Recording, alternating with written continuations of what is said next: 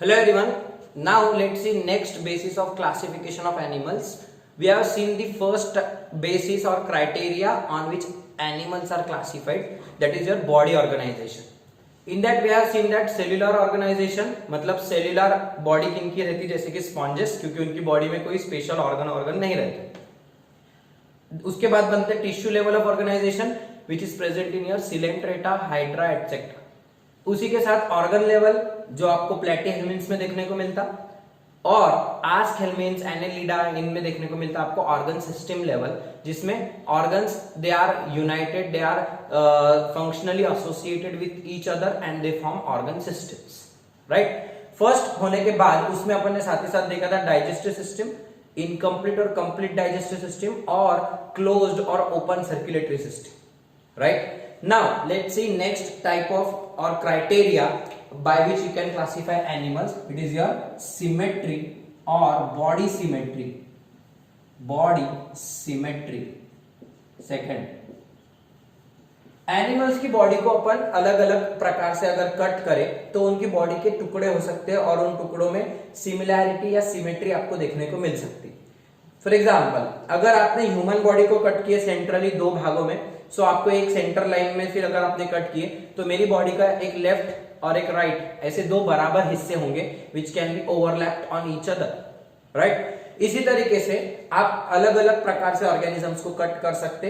And if you get symmetrical haves, symmetrical आधे आधे हिस्से अगर आपको मिलते हैं, so that will be the type of symmetry and this feature can be used for classifying the animals. इसीलिए symmetry के तीन प्रकार है. असिमेट्री मतलब बिल्कुल सिमेट्री नहीं रहेगी उसमें. In any plane no symmetry is found. आपको किसी भी तरीके की सिमेट्री नहीं दिखाई देगी. आप उसको कट करेंगे तो भी आपको कोई भी सिमेट्रिकल पार्ट या फिर बराबर दिखने वाले, एक जैसे दिखने वाले हिस्से नहीं दिखाई देंगे. जैसे कि स्नेल में रहेगा असिमेट्री, स्नेल्स में आपको दिखाई देंगे, स्पॉन्जेस में आपको दिखाई देंगे, स्नेल्स और स्पॉन्जेस. अब स्पॉन्जेस इरेगुलर शेप के रहते हैं, सो स्पॉन्जेस को आप अगर कट करेंगे, सो ये अगर 3D में इमेजिन करो एक स्पॉन्ज, तो इसको अगर आप इधर से कट करो, इधर से कट करो, कोई इक्वल उसमें आपको पार्ट नहीं मिलेंगे, क्योंकि बॉडी ही इरेगुलर बॉडी रहती है उसकी. राइट. इसी तरीके से स्नेल्स में अगर आप देखेंगे तो स्नेल्स की बॉडी भी ऐसी रहेगी. स्नेल्स उसके पीछे ऐसे शंख जैसा रहता है, उसको एक शेल लाइक कवरिंग रहती और अंदर सॉफ्ट बॉडी रहती. सो इसको भी आप दो हिस्सों में इधर से नहीं कट कर सकते, ऐसा करे तो भी नहीं होगा. So you can not divide it into two equal halves. Hence this kind of symmetry where you cannot divide the body into equal halves in any plane. किसी भी प्लेन में आप डिवाइड नहीं कर सकते उसको इक्वल पार्ट्स में. It is called asymmetrical type of symmetry. Asymmetry नाम में सिमेट्रीज नहीं है उसमें. ठीक है. दूसरी एक रहेंगे radial symmetry. Radial symmetry as the name suggest, radial मतलब रेडियस और सिमेट्री. सर्कल को जिस तरीके से आप, फॉर एग्जांपल एक सर्कल है, इसको चाहे आप ऐसे कट करो, दो हिस्से हो गए, या फिर इस प्लेन में कट करो, दो हिस्से हो गए, या फिर किसी भी प्लेन में कट करो पासिंग थ्रू इट्स सेंटर, सो आपको वहां पे दो दो हिस्से मिलते जाएंगे. So when such kind of symmetry is present, it is called radial symmetry. Radial मतलब रेडियस, और सर्कल के रेडियस के अलोंग अगर आपने प्लेन लिए, सो that is called radial symmetry. अब ये कहां दिखाई देती? जो ऑर्गेनिजम्स सर्कुलर है, जिनमें गोल ऐसा कुछ बॉडी पार्ट दिखाई देते, तो कैसे? Hydra. Okay. In any plane symmetrical halves can be produced. Symmetrical halves can be produced. So that kind of symmetry is known as radial symmetry. For example, hydra आपको photo दिया हुआ है. Hydra की body इस तरीके से, उसके ऊपर टेंटेकल्स रहेंगे. ओके. और फिर यहाँ पे माउथ रहेगा और उसको इस तरीके से पूरा एक सिलेंड्रिकल बॉडी रहेंगे. तो आप चाहे उसको इस प्लेन में कट करो, या फिर इस प्लेन में कट करो, या फिर इस प्लेन में कट करो, किसी भी तरीके से कट करो. सो हाइड्रा को आप इक्वली किसी भी प्लेन में डिवाइड कर सकते हैं. जनरली सर्कुलर ऑब्जेक्ट्स जो रहते हैं, सिलेंडर वगैरह हो गया आपके, उतने सभी सर्कुलर ऑब्जेक्ट्स को आप किसी भी प्लेन में कट करो. ककड़ी कैसे अपन किसी भी प्लेन में काट सकते हैं, राइट. सो उसी तरीके से ये भी, और एनिमल को अपन किसी भी प्लेन में काटेंगे तो इक्वल पार्ट्स बनेंगे. Such symmetry is known as radial symmetry. Okay. आपके स्टार फिश में भी रहती है. एग्जांपल्स अगर देखें, सो आपके सिलेंट्रेटा, टीनोफोरा, इकाइनोडर्मेटा, सिलेंटेटा में आएगा आपका हाइड्रा, जेलीफिश वगैरह। जेलीफिश बहुत एकदम पॉइजनस फिश रहती, राइट, उसके स्टिंगिंग एकदम ऐसे, उसके टेंटाकल्स रहते हैं, वो अगर चुभ जाए तो फिर जहर से मर जाता बंदा। सो वो जेलीफिश भी छतरी के जैसी रहती है, उसको भी आप किसी भी तरीके से कट करो, आपको इक्वल हाफ 2 पार्ट मिलेंगे। टीनोफोरा में भी कुछ टीनोफोरा के मेंबर्स आएंगे, ओके, वो वाले मेंबर्स में भी आपको बेलानोग्लोस आपके सॉरी टीनोफोरा के बहुत सारे मेंबर्स अपने को देखने के। फिर इकाइनोडर्मेटा में आपके आएंगे स्टारफिश वगैरह। स्टारफिश को भी आप रेडियली कट कर सकते हैं। अब आप बोलेंगे सर स्टारफिश, तो starfish, this is a starfish, तो आप इसको यहां से ऐसा कट करो, ऐसे कट करो, ऐसे कट, ये सेंट्रल रहेगा ना उसका। सो आप उसको इस तरीके से कट करेंगे तो आपको इक्वल पार्ट में आपको डिवाइड वाली स्टारफिश मिल जाएगी, ठीक है। सो इकाइनोडर्मेटा स्टारफिश उसका मेंबर है इकाइनोडर्मेटा का, उसके फीचर्स वगैरह अपने को आगे डिटेल में देखना है। For now just remember the examples. और अभी मैं जो बोल रहा हूँ बस लिख कर रखो, आने वाले टाइम में अपन एक एक फाइलम डिटेल में देखने वाले, तो वहां पर आपका होने ही वाला है, okay. So this is about your radial symmetry. Last type of symmetry is the bilateral symmetry, जैसे कि मैं just like अभी बताया आपको humans में रहती। So bilateral symmetry it is found in when body can be divided only in one plane, कोई भी एक fixed plane रहेगा, only in one plane, कोई भी एक plane fix रहेगा, and two equal halves can be produced, 2 equal है, जैसे कि ह्यूमन बॉडी, ओके। सो इसमें आएंगे आपके Annelida,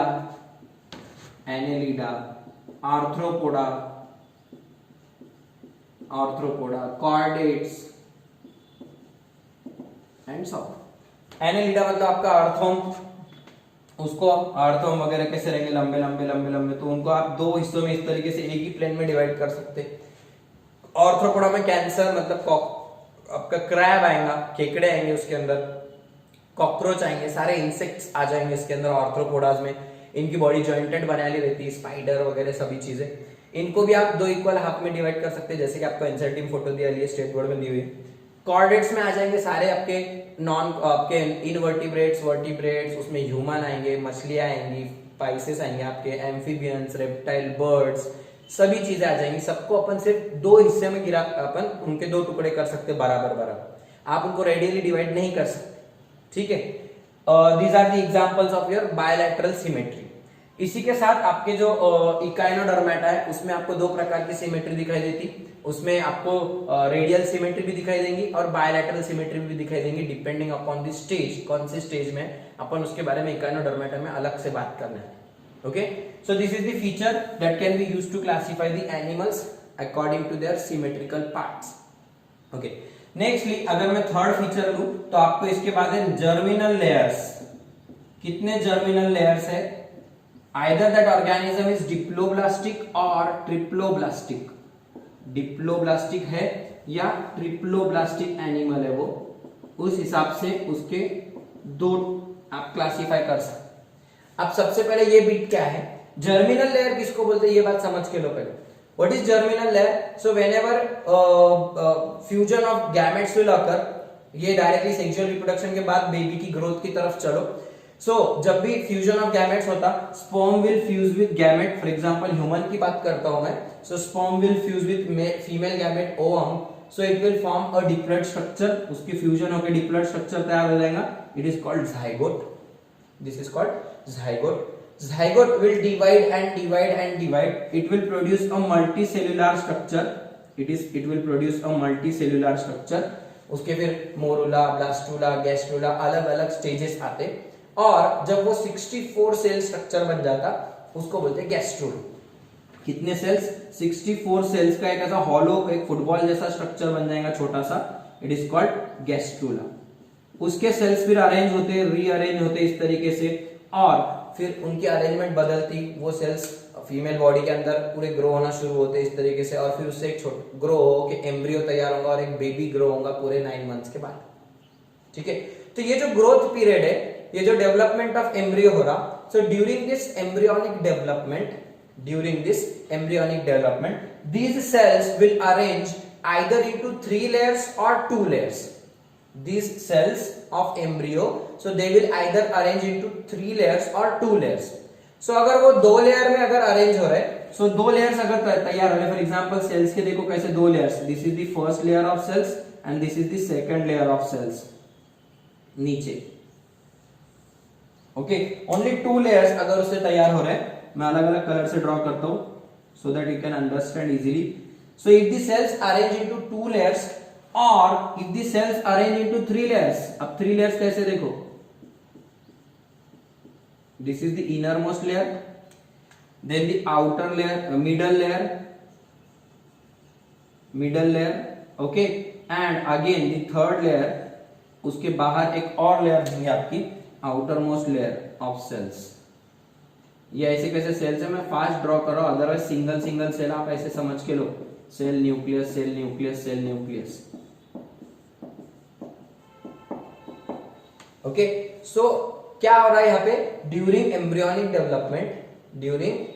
development the cells of developing embryo, cells of gastrula, so they will form 2 or 3 germinal layers.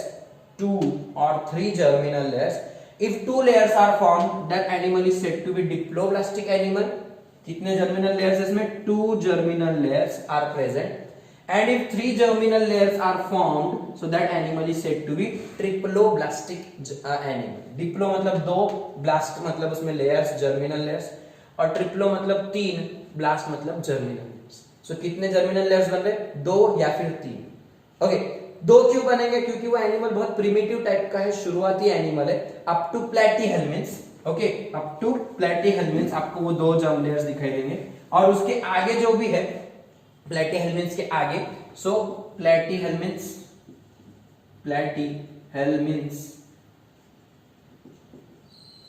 इसके आगे पूरे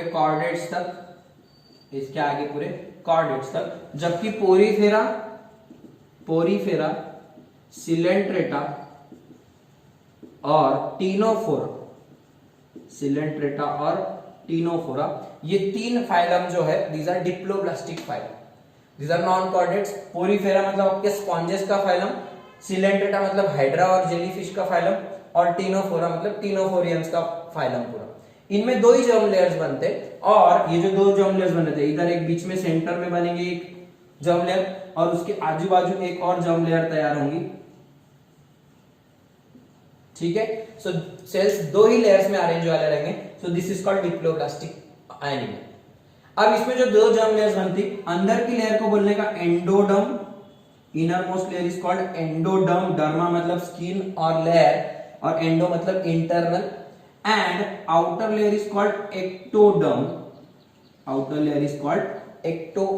एक्टोस मतलब बाहर, डर्मा मतलब लेयर, बाहर की लेयर. ठीक है, सो आपको जब 2 लेयर्स दिखेंगी, outer ectoderm and inner endoderm, such kind of germinal layers are present in diploblastic animal. फिर इनसे ग्रोथ होंगी, एंडोडर्म से कुछ ऑर्गन्स बनेंगे, एक्टोडर्म से कुछ उसकी बॉडी बनेगी, ऑर्गन्स नहीं उसकी कोई बॉडी बनेगी, और फिर वो पूरा एनिमल तैयार हो जाएगा. ठीक है, यहां पर नोट करने वाली खास बात है, between ectoderm and endoderm, you can see a space which is filled up with undifferentiated cells.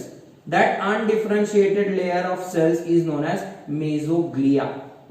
उसको क्या बोलने का, मेसोग्लिया. मेसो मतलब बीच में, ग्लिया मतलब अनडिफरेंशिएटेड सेल्स, जो अभी ग्रो नहीं हुए, मैच्योर नहीं है ठीक से, उनका डिवीजन वगैरह ठीक से नहीं होगा. सो ऐसे अनडिफरेंशिएटेड लेयर आपको एक दिखाई देगी, क्योंकि वही आगे जाके मेसोडर्म बनने वाला है. अभी तो ये शुरुआती एनिमल्स है, पोरीफेरा बहुत एकदम प्रिमिटिव एनिमल है, उनसे थोड़े से इवॉल्व होकर सिलेंट्रेटा बने होंगे, फिर आगे ये बने होंगे, फिर आगे अपन उधर से. ये सब आपको इवोल्यूशन की स्टोरी जब चालू होंगी अपनी इसके अंदर, इस एनिमल किंगडम में, तब समझ में आएगा. अभी क्या याद रखने का, what is diploblastic, what is triploblastic. So these are the animals classified according to the number of germinal layers during embryonic growth.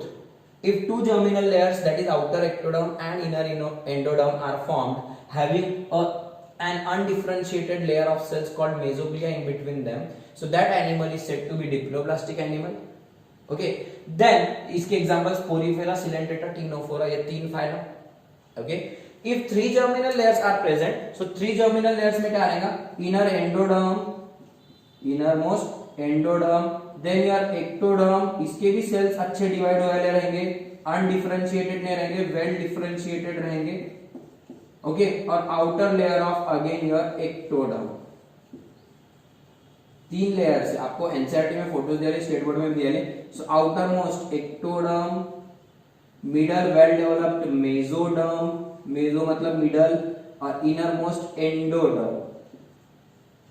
So there are 3 germinal layers developed formed during the embryonic development, hence this animal is called triploblastic animal। अब इसके ectoderm से इसका nervous system वगैरह बनेगा। For example human being की बात करें तो अपना ब्रेन जो बनता एक्टोडर्म से बनता, मेसोडर्म से आपके मसल्स वगैरह बनते, ठीक है, ब्लड वगैरह तैयार होता, और एंडोडर्म से आपके इंटरनल ऑर्गन्स वगैरह तैयार होते, आपके जो इंटरनल पूरे अपने विसरल ऑर्गन्स है, स्टमक वगैरह, इंटेस्टाइन वगैरह, वो डेवलप होते, ठीक है। सो इस तरीके से तीनों लेयर से अलग अलग टिश्यू तैयार होंगे, अलग अलग इसके अंदर से अलग अलग ऑर्गन्स तैयार होंगे। इसीलिए ये 3 प्रकार के सेल्स का फॉर्मेशन होता, 3 प्रकार के या फिर 2 प्रकार के लेयर्स की तैयारी होती ड्यूरिंग एम्ब्रियोनिक डेवलपमेंट। जब वो एम्ब्रियो बनता छोटा सा, तभी ये सब चीजें तैयार होती है, और फिर उनके सेल्स डिवाइड होकर बाकी के पूरे बॉडी तैयार है, ओके। सो आपके प्लेटी हेलमिन्थ मतलब फ्लैट वर्म्स, प्लेटी मतलब फ्लैट प्लेट जैसे, हेलमिन्थ मतलब वर्म्स, तो इन वर्म्स से लेके आगे के जितने भी वर्म्स है, एस्क हेलमिन्थ, उसके अंदर फिर एनेलिडा आ जाएंगे नॉर्मल, दूसरे आपके अर्थवर्म, पूरे उसके बाद के सब सारे के सारे क्या है, ट्रिप्लोब्लास्टिक है। ये अकेले 3 ट्रिप्लोब्लास्टिक है, ये ट्रिप्लोब्लास्टिक है, ठीक है। समझ में आया, 3 जर्मिनल लेयर्स और 2 जर्मिनल लेयर्स।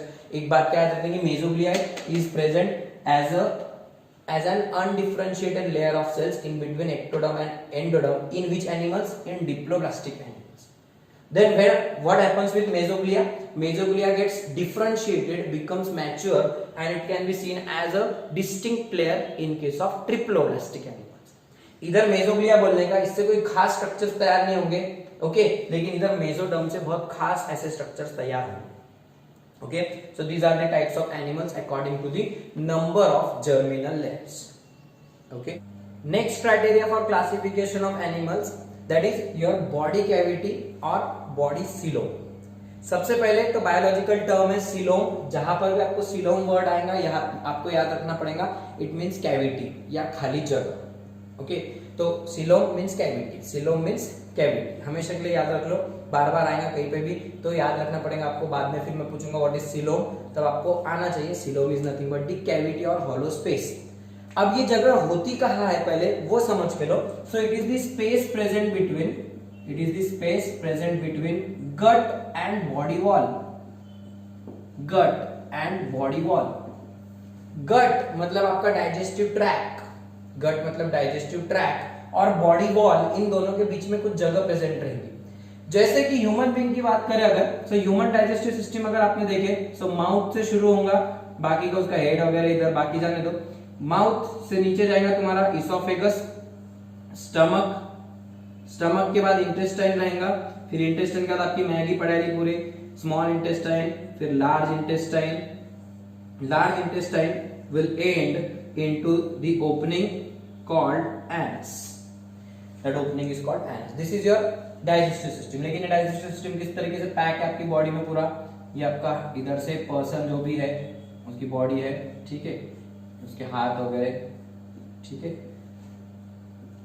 अब ये थोड़ा नीचे रहेगा क्योंकि इधर इतना समझ लो थोड़ा सा उसका प्रोपोर्शन वगैरह। सो आपकी जो बॉडी है, अब यहाँ पे ये मेन बॉडी है, this is the main body wall, this is main body, ये this is body wall, okay. और अंदर आपका गट है पूरा, आपका पूरा गट, लेकिन उन दोनों के बीच में देखो एरिया छूट रहा है ये पूरा, this is the complete space here, this is the space here, this is the space here, right. Back side में this will open as the anus. So यहाँ पे जो स्पेस है, this space is your body cavity, and this body cavity is called coelom, coelom ये होगी। And this coelom consist of other organs, इसके अंदर दूसरे ऑर्गन्स है, कौन से ऑर्गन्स है दूसरे उसके अंदर, जैसे कि लंग्स है, यहाँ पे आपके हार्ट है, ठीक है, इधर से लीवर है, स्प्लीन वगैरह, किडनियां है आपकी यहाँ की दोनों, ठीक है, kidneys are here, then reproductive organs है। मतलब ये जो खाली जगह है यहाँ पे दूसरे ऑर्गन्स बैठे आ रहे हैं, मसल्स है, बोन्स है, ओके, कुछ अदर स्ट्रक्चर्स वहां पे लोकेटेड है।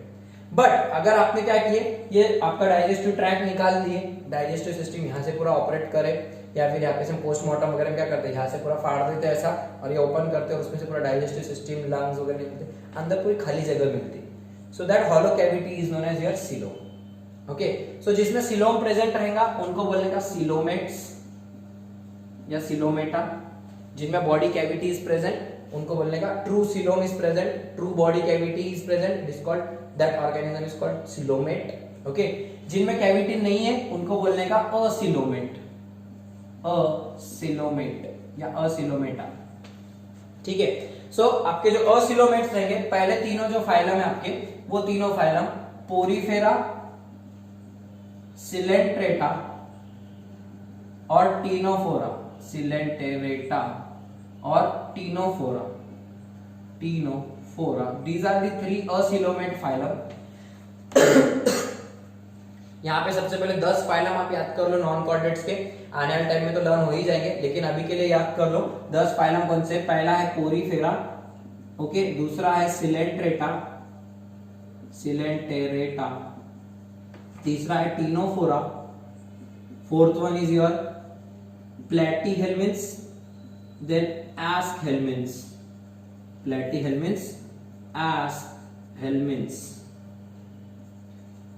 platyhelminths, askhelminths, then 1 2 3 4 5, sixth one is annelida, annelida, seventh one is your arthropoda, arthropoda, 8 mollusca,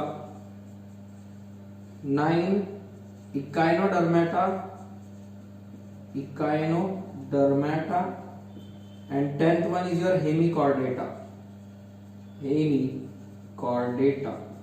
so track, first of all 10 नाम याद कर लो एक के नीचे एक सीक्वेंस में, आपने 10th में किए होंगे तो बहुत अच्छी बात है, लेकिन अभी कर लो। Porifera, Coelenterata, Ctenophora, Porifera, Coelenterata, Ctenophora, Platyhelminthes, Aschelminthes, इनकी जोड़ी चाहिए, Platyhelminthes, Aschelminthes, then Annelida, Arthropoda, इनकी भी जोड़ी है, एनेलिडा, आर्थ्रोपोडा, वैसे ही मोलस्का, इकाइनोडर्मेटा और Hemichordata.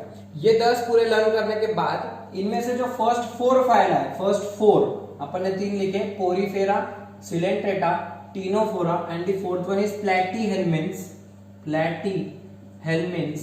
So this 4 phyla are your acoelomate. Acoelomate मतलब इनमें बॉडी कैविटी नहीं रहती, क्यों? क्योंकि इनकी जो डेवलपमेंट होगी, एंडोडर्म अंदर रहेंगे इनके एम्ब्रियो में, उसके बाद मेसोग्लिया लेयर रहेंगी, मेसोग्लिया, और उसके बाहर की लेयर रहेंगी एक्टोडर्म। सो जब ये ग्रोथ होंगी तो मेसोग्लिया इस तरीके से चिटकाला रहेगा बीच में, अंदर ऑर्गन्स डेवलप होंगे कुछ, और बाहर से एक्टोडर्म की डेवलपमेंट होगी, और मेसोग्लिया डिफरेंशिएट नहीं होगा, कोई डेवलपमेंट नहीं होगी। सो बाहर के ऑर्गन्स और अंदर गट, एंडोडर्म से जनरली गट बनता, आपका डाइजेस्टिव ट्रैक बनेगा। सो वो डाइजेस्टिव ट्रैक वैसे बनेगा, बाहर बॉडी वॉल बनेगी, लेकिन उनके बीच में कोई कैविटी नहीं रह जाएगी, इसीलिए इनको बोलते हैं असीलोमेट्स। लेकिन जब अपन थोड़ा आगे बढ़ते, अगले वाला फाइलम में आपका आस्कहेल्मिन्थ्स, इनमें क्या होता है, अंदर एंडोडर्म रहेगा, एंडोडर्म, उसके बाहर मेसोडर्म के कुछ पैचेस आपको दिखाई देंगे। अब मेसोग्लिया थोड़ा सा डिफरेंशिएट होना चालू होगा, लेकिन पूरा मेसोग्लिया डिफरेंशिएट नहीं होगा, पूरा डेवलप नहीं होगा। At some area that mesoderm will develop, it will grow into patch like mesoderm, and therefore there will be formation of cavity at some points.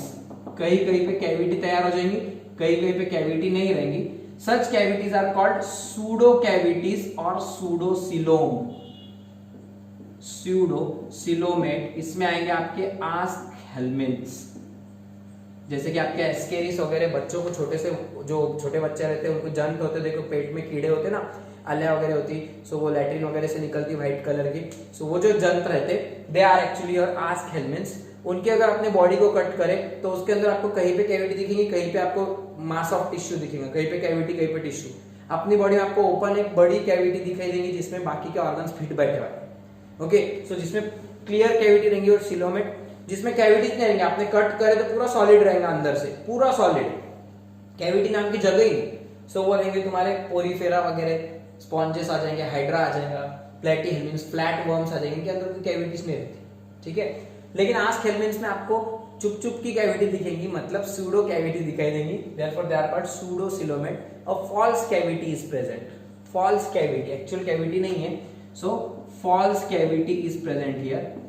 और इनमें बाकी प्लेटेहेल्मिन्स के आगे आप देखोगे तो आपकी जो पूरा अंदर है एंडोडर्म, फिर आपका फिर मेसोडर्म की लेयर रहेगी, फिर कैविटी रहेंगी, इधर एक कैविटी रहेगी और फिर एक्टोडर्म रहेगा। So cavity is lined by mesoderm, cavity is lined by mesoderm internally as well as external. Okay, so उनको बोलने का coelomates, true coelom.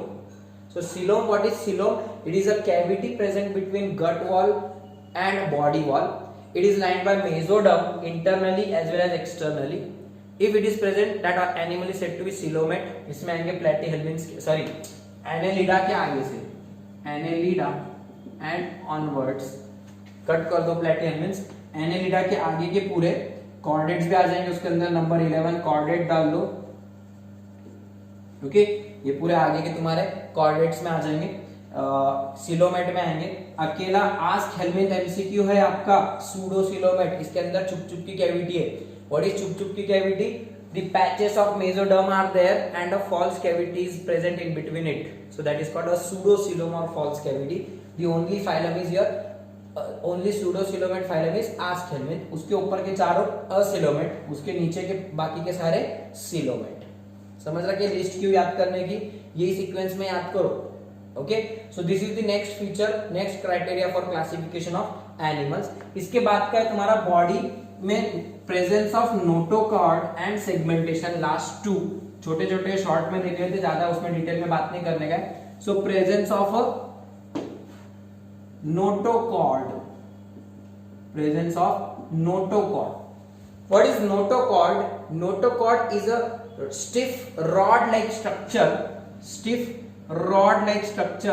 formed by barrel shaped cells,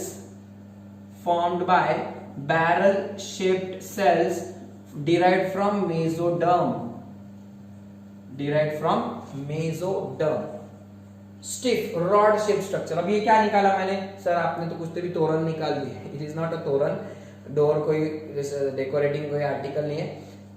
जैसे भी अपने ह्यूमन की बात करो, ह्यूमन बीइंग में जब बेबी ग्रो होता है मां के पेट में, सो जब बेबी ग्रो होगा यूटेरस में, so that baby will be attached to the uterus either here anywhere. Okay, और जब वो बेबी ग्रो होगा, सो इस तरीके से उसकी ग्रोथ होगी। यहाँ पे उसको हेड आने लगेगा, फिर उसके हाथ वगैरह आने लगेंगे, ठीक है, इधर से उसको पैर वगैरह आना शुरू हो जाएंगे, ठीक है, उसकी टेल गायब होने लगेगी। सो जब ये बॉडी ग्रो होगी तो फिर उसकी बॉडी को एक सपोर्ट मिलना चाहिए। सपोर्ट के नाम पे अपने को वर्टिब्रल कॉलम जो है, आपका वर्टिब्रल कॉलम है क्या, पूरा रीढ़ की हड्डी है अपनी। सो डायरेक्ट हड्डी तो नहीं आ सकती क्योंकि हड्डी बहुत स्ट्रांग रहती। सो वो रीढ़ की हड्डी के पहले, वर्टिब्रल कॉलम के पहले यहाँ पे क्या रहता है, ये स्ट्रक्चर डेवलप होता है, दिस इज कॉल्ड नोटोकॉर्ड। यहाँ पे एक स्ट्रक्चर डेवलप होता है, this is called notochord, which may be present in some animals और which may be absent in some animals. वो किसी में प्रेजेंट रहेगा, किसी में एब्सेंट रहेगा। समझ रहे क्या है notochord? Notochord is a मेसोडर्मली derived structure which is like a stiff rod. Stiff बोल तो ज्यादा बेंट नहीं होंगी, वो, ठीक है। It is not completely elastic, it is stiff, ठीक है। It is a मेसोडर्मली derived stiff rod like structure made up of barrel shaped cells. Barrel के जैसे, देखो बैरल बोल तो ऑयल के डब्बे कैसे रहते, तेल के डब्बे वगैरह, बैरल्स, तो वैसे चौकोन सेल से बनाया रहता है। Okay, that notochord may be present in some animals. They are called chordates. And it may be absent. That animal is called non-chordate. So chordata और non-chordata जो मैं word use कर रहा, so non मतलब absent, chord मतलब chord like, chord मतलब धागा, तार, chords of your guitar. So यहाँ पे chord कौन है? Notochord. So it is a structure, it is absent, notochord is absent, that animal is called non-chordate. If notochord is present, it is called chordate. समझ रहा? Vertebral column नहीं बोलने का, vertebral column नहीं है ये, नोटोकॉर्ड है। नोटोकॉर्ड से वर्टिब्रल कॉलम बनेगा क्या नहीं बनेगा वो बात की बात है, लेकिन अगर नोटोकॉर्ड प्रेजेंट है तो वो एनिमल हो जाएगा कॉर्डेट। अगर उसके एम्ब्रियो में नोटोकॉर्ड एब्सेंट है तो वो हो जाएगा नॉन कॉर्डेट। सो अभी आपको जो 10 एग्जांपल दिया पूरे फाइलम के, सो पोरीफेरा से लेके हेमिकॉर्डेटा तक जो 10 है, ये 10 के 10 नॉन कॉर्डेट फाइलम है, 10 के 10 नॉन कॉर्डेट है। और उसके बाद कॉर्डेट्स पूरे आते हैं जिसमें आपके मैमल्स तक के आ जाएंगे, इसमें up to mammals, fish, birds, reptiles, amphibian सब आ जाएंगे इसके अंदर। सो वो तुम्हारे कॉर्डेट्स में। ओके, सो पहले 10 phylum Porifera, Coelenterata, Ctenophora, learn करो जल्दी से। Platyhelminthes, Aschelminthes, Annelida, Arthropoda, Mollusca, Echinodermata, Hemichordata. So these are the 10 phyla. They are your non-chordates because their notochord is absent. Okay, notochord is derived from which layer? Ectoderm, endoderm or mesoderm? Notochord is derived from mesoderm. Okay, ये हो गया classification का, दो classes हो गए क्या animals के।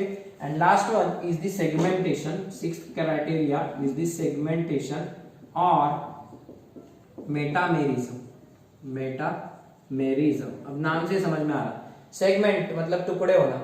Okay, so if the body shows presence of segmentation, body पे सेगमेंट्स है क्या, जैसे कि अर्थवर्म पे देखो, बोला अर्थवर्म, सबने अर्थवर्म देखा है, अर्थवर्म की बॉडी ऐसी सेगमेंटेड बॉडी रहती, करेक्ट है, ऐसे दिखता अर्थवर्म।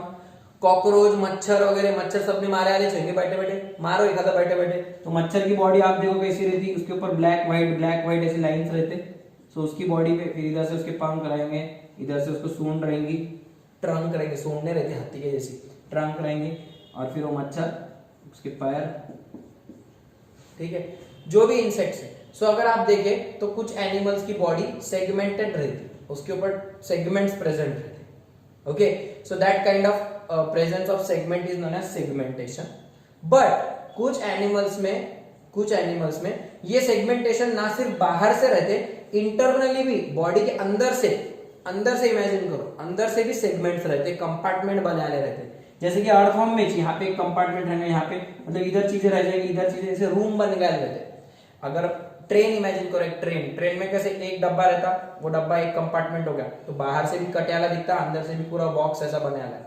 अगला बॉक्स रहेगा, ट्रेन का अगला डब्बा रहेगा, फिर उसके पीछे अगला डब्बा। सो ये क्या होगा, कंपार्टमेंट बाहर से भी दिख रहे प्लस इंटरनली भी वो कंपार्टमेंट बने वाले, अंदर भी उसके टुकड़े वाले। So when outer segmentation coincides with inner segmentation, outer segmentation coincides with inner segmentation, it is called metameric segmentation और मेटामेरिज्म। बाहर से भी सेगमेंट्स दिख रहे और अंदर से भी पर्दे हैं, अंदर से भी सेगमेंट्स बन रहे, it is called metameric segmentation. ठीक है, so if segments are present that animal is said to be segmented animal, if it is absent it is called non segmented animal. ठीक है, and what is metamerism? Presence of outer segments and inner segmentation, दोनों तरफ, बाहर से भी segments है और अंदर से भी सेगमेंट्स हुए वाले, टुकड़े टुकड़े चेंबर बने वाले अंदर भी बॉडी में, it is called inner segmentation और metamerism. So metamerism is found in your Arthropoda, Annelida, इनके अंदर इजीली दिखाई देता। ठीक है, so this is how, these are the 6 criteria by using which you can classify the animals right from your body organization. Then second one is your germinal layers, how many germinal layers are present. Then third one is your presence of body cavity, then symmetry is there also, yes, symmetry. Then your fifth one is notochord and sixth one is your segmentation. So according to this, by using these 6 criteria we will classify animals and we will start the classification from non chordata. उसमें का पहला phylum रहेगा तुम्हारा Porifera.